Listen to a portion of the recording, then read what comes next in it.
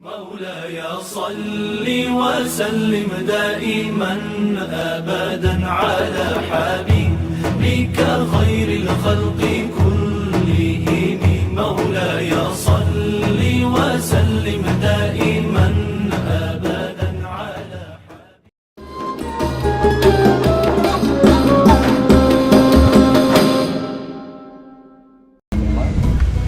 Kalaulah puasa itu diibaratkan seperti itu, maka orang yang diet pun berarti termasuk dalam definisi puasa. Tetapi makna puasa sebenarnya, mari kita kembali menyimak sebuah ayat Al-Quran dalam surat Al-Baqarah ayat 183. Assalamualaikum warahmatullahi wabarakatuh. Alhamdulillah wa syukur ala ni'amillah, salatu wassalamu ala rasulillah amma ba'du. Mirsa setia Titik Hidayah, alhamdulillah kita kembali bertemu pada kajian kuliah 7 menit Ramadan pada edisi hari ini. Insya Allah pada edisi ini kita akan membahas sebuah tema yang begitu luar biasa, yang terkadang kita menjadi lupa akan hal penting ini, yakni puasa bukan hanya sekedar menahan lapar dan haus saja. Hadirin rahimakumullah, jika kita membicarakan puasa, tentu yang ada di benak kita adalah bahwa kita harus bisa menahan lapar dan haus dari sejak terbit fajar sampai terbenamnya matahari, dari subuh sampai ke waktu azan maghrib. Nah, ini definisi yang paling standar yang kita pahami tentang puasa. Namun, apakah puasa itu hanya sekedar menahan diri dari lapar dan haus, menahan diri dari makanan dan minuman? Kalaulah puasa itu diibaratkan seperti itu, maka orang yang diet pun berarti termasuk dalam definisi puasa. Tetapi makna puasa sebenarnya, mari kita kembali menyimak sebuah ayat Al-Quran dalam surat Al-Baqarah ayat 183. Allah berfirman, Ya ayyuhalladzina amanu kama ma'alal ladzina min qablikum la'allakum tattaqun. Perintah puasa adalah perintah Allah kepada orang-orang yang beriman. Tujuannya apa? Yaitu agar menjadi orang-orang yang bertakwa. Hadirin pemirsa Titik Hidayah,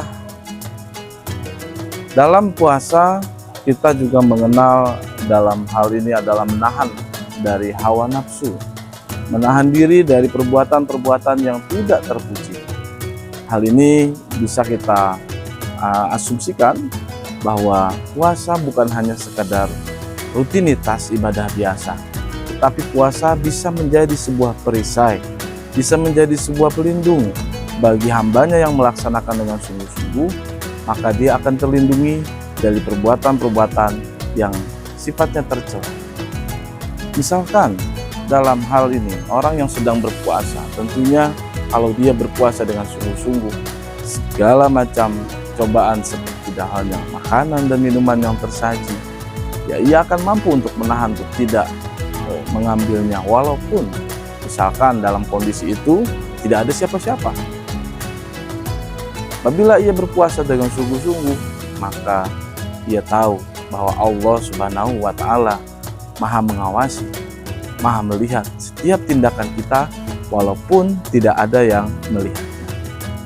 Oleh karena itu, puasa juga sebagai perisai, sebagai pelindung diri kita ketika kita akan berbuat hal yang tidak baik, yang tidak jujur, yang di luar dari kaidah syariat Islam.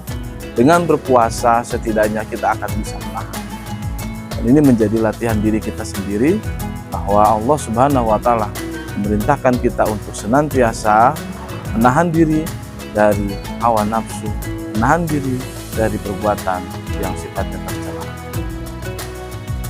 Lalu bagaimana terkait puasanya orang-orang yang dari subuh sampai maghrib, tetapi ada golongan yang tidak mendapatkan apa-apa?